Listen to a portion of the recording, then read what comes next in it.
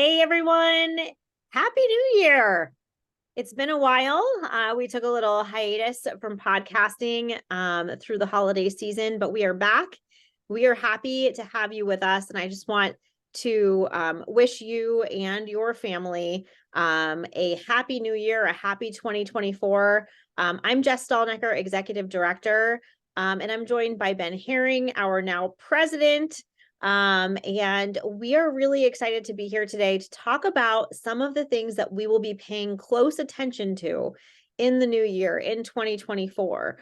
We thought that this would be a great way to kind of kick off podcasting this year, where we're going to give you a real brief. It's going to be a brief episode, a brief overview of some of the things that are really, really high on our radar, so to speak, things that we're paying close attention to, and that we want you to start looking at in your own school districts. And so, Ben, thank you so much for being here. Thank you for having me. And It's always good to podcast. it's always fun, right? It So, is.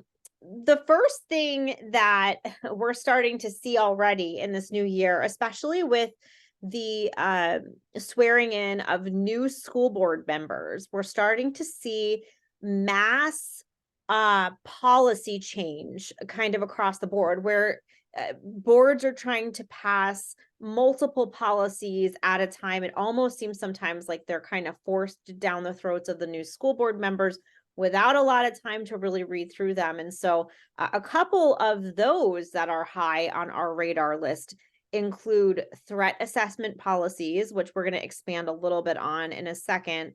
Some transgender policies, specifically those that keep important information from parents. That is really important to emphasize there. And so I would just like to kind of, these are already things that we've been made aware of in this very early part of 2024. So, Ben, if you want to expand a little bit on those policies that we're seeing, and this is not a surprise. We knew stuff like this was going to happen. Maybe I should preface all of this by saying that with the ESSER funding way back during COVID times, there were some things that needed to be put in place in the school districts as an exchange for taking that money. And some of these things, some of these policies, some of these procedures are part of that package. So I just want to put that out there. Absolutely. And what we're seeing too is something that you're seeing, if you're paying attention to this stuff like we are in New Jersey, this has happened a lot. You're seeing this a lot in California, but it's really the very hyper progressive areas where you're seeing the implementation of these new policies. And good old Pennsylvania decided to follow right in suit with them. So specific to policy 256, and I want to kind of clarify too that for anybody that's not really following again this whole Title IX change that's going on with the current administration, what they're trying to do, but what they've done, Jess, for the last 5-6 years, in some instances where we looked at North Pocono, it was from 2016. I mean, that's now 8 years ago. They had policies in there that had for their non-discrimination policies gender identity. So even through the Trump administration that got rid of that as a protected class within our policies, schools decided to leave them in place. That's a whole different ball of wax that we're going to have to get into at a different time. But so I mean, you could really make the argument, does the policy even matter if you're not going to be following federal law? But regardless, they're pushing these new policies out. They're getting worse and worse if you're a parent. They're getting more and more threatening to your constitutional rights, your 14th Amendment right as a parent.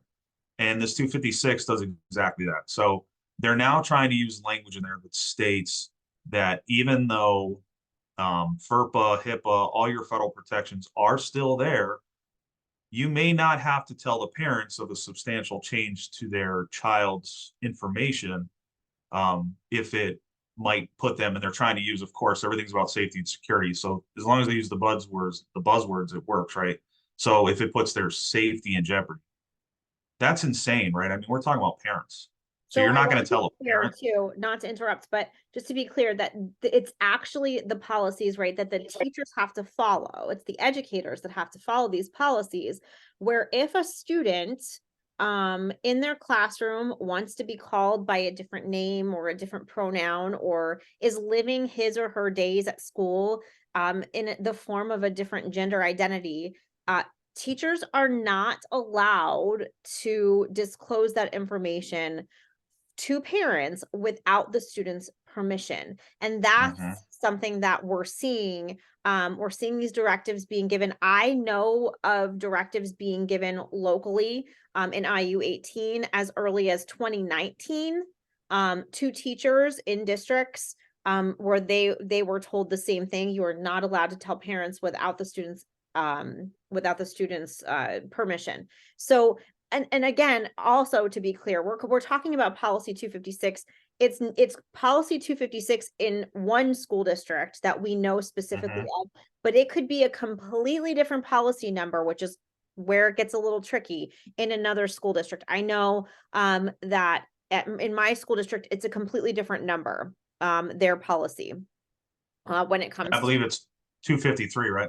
I think I honestly think it was in the 100s. I have to look, I have to double check. But just so you guys all know, the listeners know, the policy numbers are not necessarily always the same. So if you're looking, you're like, oh, my school doesn't have a 256. They probably have a policy somewhere that deals with transgender students and non-discrimination. So those are the things that you want to be looking for. Yeah, and it's interesting too because policy 103 already covers non-discrimination. Mhm. So schools are now expounding the reach on these policies. I don't know what the intent is behind that. I don't know if they think it's added protection. But yeah, to your point, 103 is already it's been established for decades. And now they're adding in these new series 200 policies, which gives a specific language to policies such as transgender. And even the threat assessment policies that we're going to talk about. I mean, they're adding specific ones in there to talk about what the protections are. But again, yes, Jess, I'm glad you laid that out perfectly. If your child undergoes a change in school, if they again they go to school and they have a significant change, we'll leave it at that. A parent would always be the first to know historically. But what we're seeing with this assault on parents is now they're putting language in the policies that the teachers must follow that says you should not tell the parents. Which is And so that this is chaos. it's chaos, it's sad, and you know, we talk about this a lot. We're a parental rights group, I mean, right? So this is our bread and butter. This is something we really care about. But one of somebody who reached out to us who happens to be an educator was like, this seems like such a contradiction to the Act 71 training that we had to do, which was about suicide prevention, right?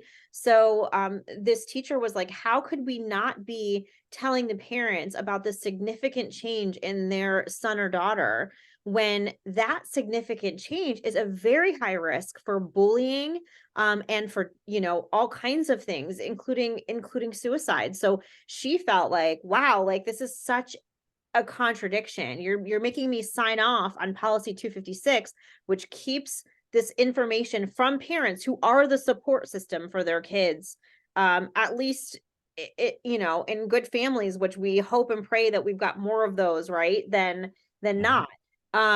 And how could you keep that information from the parents when they're the support system and those students are at higher risk, so they need that support. So it's a really sad situation, I think, in public schools. I think if I were still teaching, I don't know. I don't know how I would ever sign off on any of these things. The completely insidious part of this too is that it's not even a protected class. That's a whole different conversation too about this gender identity thing and what you think of it medically speaking. But as Title IX has been delayed so many times because of all the pushback from parents saying you can't just wake up one day and say that you're fluid and you could be a man and then the next day you're a woman and the next day you're a man. That doesn't fly with a lot of parents. Over 70% do, you know, that we've seen in polling. Again, I don't trust polling that much, but at the same time, it's not something that is universally accepted by parents that yes, every kid should be fluid. But due to that pushback, Title IX has still not been rolled out. The final issue of Title IX is scheduled for March of this year. It's still not rolled out yet.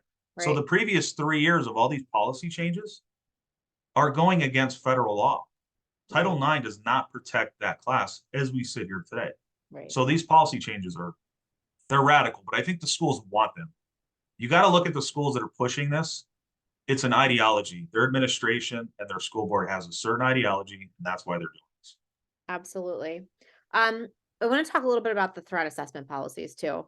Um, because that is something that is, we know, really catching on in a lot of schools. And so there's kind of this idea um in threat assessment where students are basically going to be tiered um by mental health, right? So um there it's almost like this trauma informed approach to discipline, right? This is all wrapped into one thing.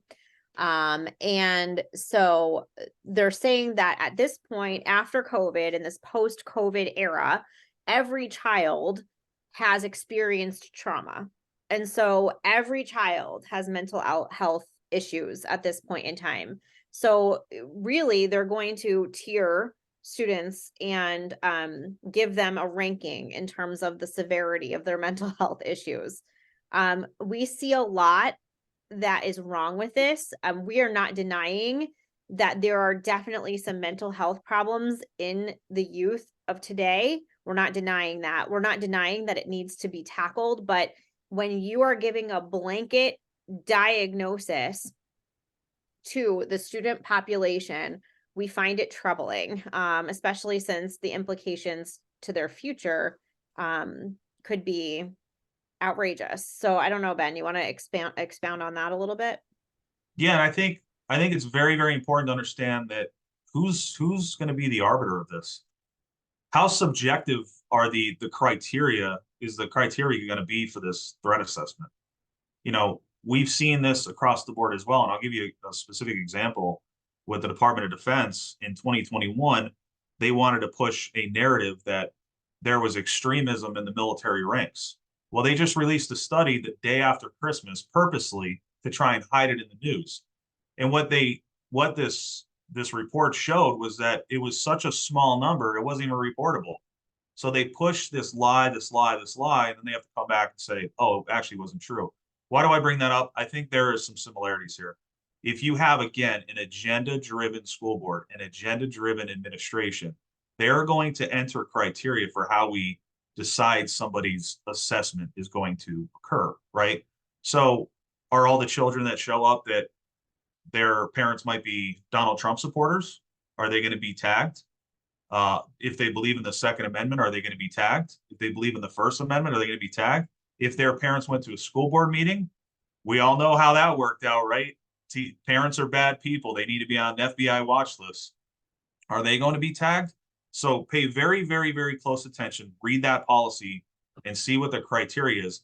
I can almost guarantee you there will be no criteria listed because they want to keep it behind closed doors and they want to keep it very, very subjective to their agenda.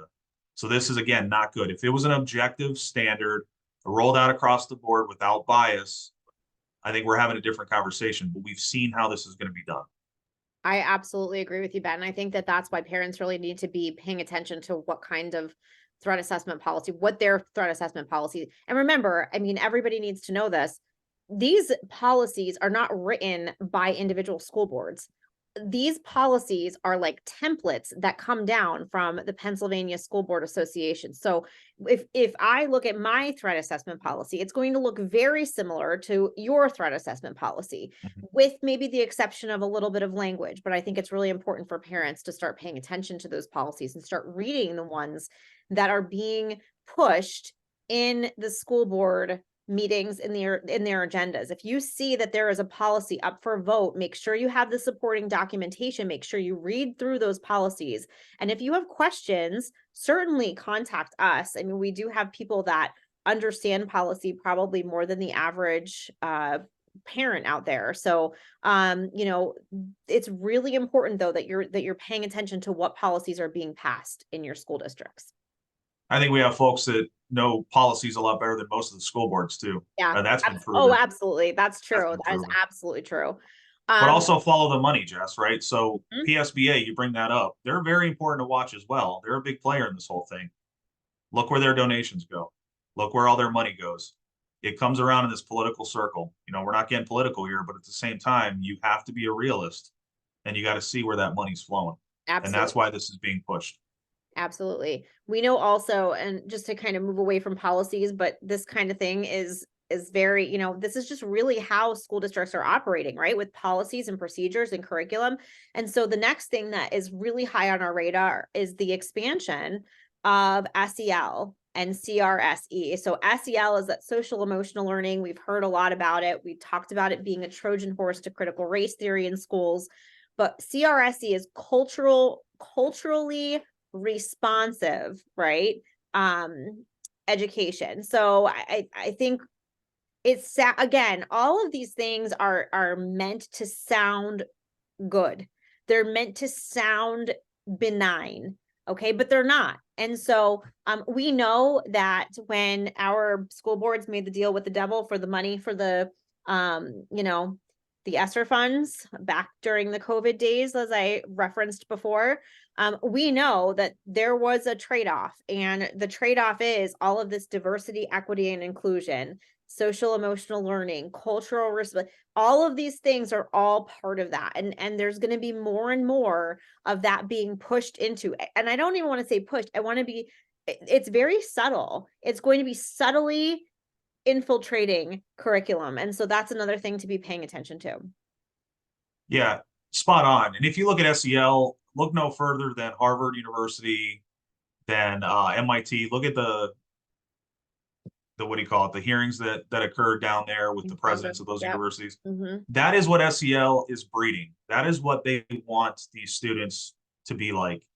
Anti-Semitism became this huge thing that I personally had no idea was so prevalent in our society until the Hamas attack, the terrorist attack. But that has drawn such attention, and rightfully so. I think it's important for us to watch that, because all this SEL, CRT, categorization of students based upon immutable characteristics such as race and all that. That's all it's breeding is stuff like that. Next thing these students are going to be coming out of school saying that America is a bad colonist, country, and we hate America, and they'll be trying to cancel Christmas events in New York City, parading around. It has effects that people need to fully understand. This isn't just some, we're teaching about racism. Racism existed in America. We know that. Right. We should always talk about it, make sure it never happens again. It was horrible what happened. But that's not what we're talking about here. SEL is absolutely not that. It's trying to teach these kids things that a lot of parents, quite frankly, would not agree with. Absolutely. So make sure you're watching for that in your schools. There are a bunch, I'm going to just kind of plug this. There are a bunch of really good resources out there, and we've actually taken some of the resources that we found from Moms for Liberty, had an excellent resource on SEL. Courage is a Habit, Parents Defending Education. Anything that we find that is really helpful, we always put in our document library on our website. So I'm just plugging that there because I think it's important. Like, if you want to learn more about this stuff, we've done podcasts on critical race theory. We've talked about SEL in some of our podcasts.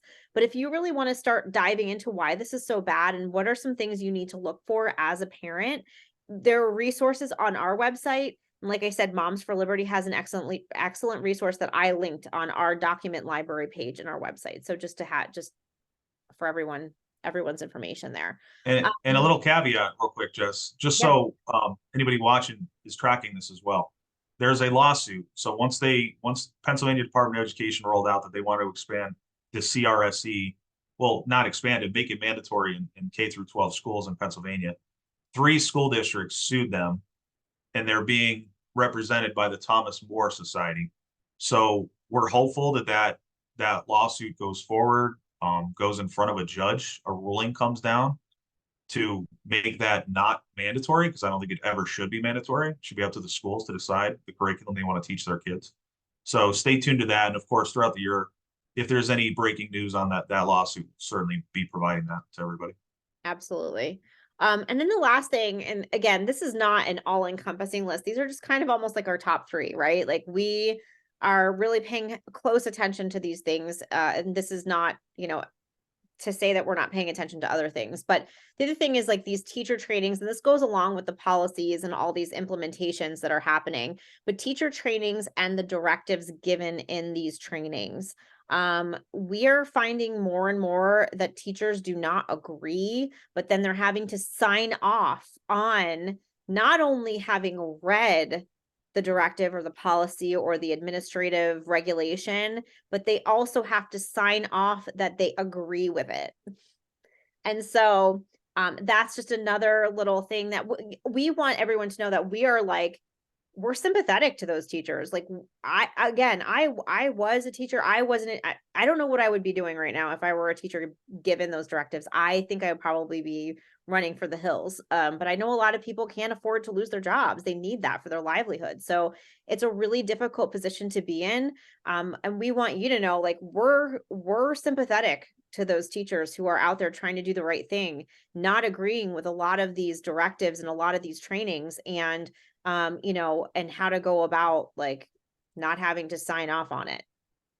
Yeah, and not even just sympathetic. We're also here to help. If you need us, reach out, Absolutely. because Mhm. there's two things right off the bat that we spoke recently to a teacher. And newsflash for those folks out there who want to continue to combat us and fight us, we have a lot more teachers than you guys think we do. Teachers are definitely allies of ours. And if you're being asked to sign something, forced to sign something by your employer, and this is not, you know, some crazy strategy behind closed doors. People have done this for decades. Under duress. If you have to sign your name, you sign it under duress. That is a legal term. If it goes forward and God forbid you have to go further with some other type of administrative action, that matters. So put that down there. Also, if you don't agree with some section of it, strike it out and initial next to it.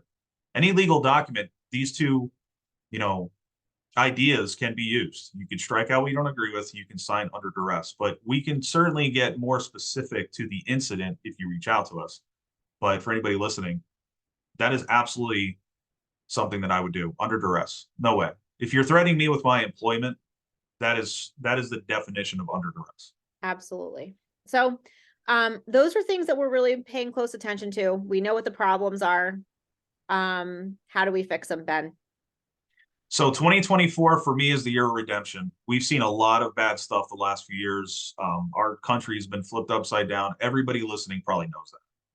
But instead of complaining about it, we need to do something about it. We stood up 2 years ago. We formed an organization. We're continuing to do every single week, every single day, get better, expand. We have a whole strategic plan we put in place. But that's just step one for any organization that's out there, for any group of moms and dads out there. They're like, I'm sick of this. I need to stand up. Have a clear plan, have a clear vision, start writing it down, documenting it, and saying, how do we become a group together, right? But the biggest part this year, something that we're looking to do, we actually have a meeting tomorrow night, collaboration. There's so many good groups, grassroots organizations across the Commonwealth of Pennsylvania. They're all doing their own thing. Kudos to them for what they're doing, but they're all doing their own thing. We need to start collaborating. We need to start taking lessons learned, sharing them with allies, and figuring out how we can come together to be better, because strength in numbers is a real thing. Yes. And that'll build synergy, right? We start Mhm. to develop a battle rhythm. We communicate on a recurring basis, and we start to share victories. Again, that builds that good synergy. And then finally, fund pertinent lawsuits to force a ruling. This is unfortunate, but it's reality. We have to come to grips with reality here. If we're not changing our legislators that make these laws, these CRSE mandates, then the only other remedy you have is to go after them in a judicial setting. There's no other remedy. Unless you know you can get 1,000 parents to the school board meeting to show up there and force a policy change, the only other thing you could do is go into a judge's, go into a courthouse and find a judge that'll rule on it. We've understood that. We know that's reality. So we have to continue to grow. We have to fundraise. We have to take that synergy and collaboration and build upon it. And we need to have the ability to go after something that is egregious with a lawsuit when we need to. So, to me, those are four things that we really That's kind of the road to victory. And 2024, I think, has to be it. We've seen the destruction of this country long enough. We can't sit by and let it continue to occur. We got to do something about it. Yeah, I couldn't agree more. And I really do feel like our vision and our plan and what you just laid out, really for any grassroots organizations to get everybody on the same page. I feel more equipped this year than I ever have before. And so I'm thankful for that. And I thank you for being here. I think that this was a really good kind of casting the vision and what what's on our radar for this early part of the year. We do have some great podcasts on tap for you in 2024. So make sure that you're liking, subscribing, sharing our podcast with other concerned citizens. Other than YouTube, we're available wherever major you get your podcasts. So Spotify, Apple, Amazon Music. And remember that our membership is open. Become a paying member. Ben, how do you like to describe it? Kind of as like an insurance policy. What do you like to say? Yeah, yeah, that's what I said. I mean, we all understand. I understand everybody has work. I have work too. Like there's a million things going on. Your kids' sports, events, all that stuff. If we are able to grow a group such as Citizens Advisory of Pennsylvania, and we have Jess at the helm, and we have employees, and we have these people working around the clock to protect our children, that is an insurance policy. If you need us, then you could reach out. But if we don't provide resources, we don't, fundraise, we don't get, the funds that we need in house to continue moving forward, then we lose the ability to have an insurance policy such as our organization. So yes, I think it's very important. Yes. And so you can go to our website and just check it out. Check out the member benefits. Check out, if you think that it's something that you want to be a part of. You can also subscribe to our newsletter there. So we have been doing a monthly newsletter since October. Yeah, I think we've October. had Yep. three issues so far. I really think that they're good, they're informative. And so if you want to stay in the know, that is another way that you can stay up to date. And like I said before, we have a lot of information and important documents in our document library on our website. So check that all out. We're here to help you. We're in this together. And we appreciate you listening. And Thanks then we're again. going to be doing Yep, go ahead. just, yeah, real quick. So we're looking at doing 2 podcasts a month, right? So Yep. last year, it wasn't really planned, but it kind of worked out perfectly. We did 24 episodes last year. We kind of went every week. We were trying to catch up on lost time. This year, we're going to look to do every 2 weeks. So if you're paying attention, keeping score, we're looking at doing 24 this year, once every 2 weeks. So yeah. We wanted to really build our library and talk about some things that we thought parents needed to kind of catch up on. And we did that in a short amount of time because we didn't start until May of last year. So we recorded 24 podcasts since May, from May to December. And now we're looking at about 2 a month to keep you up to date and in the know. So we appreciate our listeners. Definitely share this with people who you feel could benefit from it as well. Thanks, Ben. thank you. Appreciate Bye, it. everybody.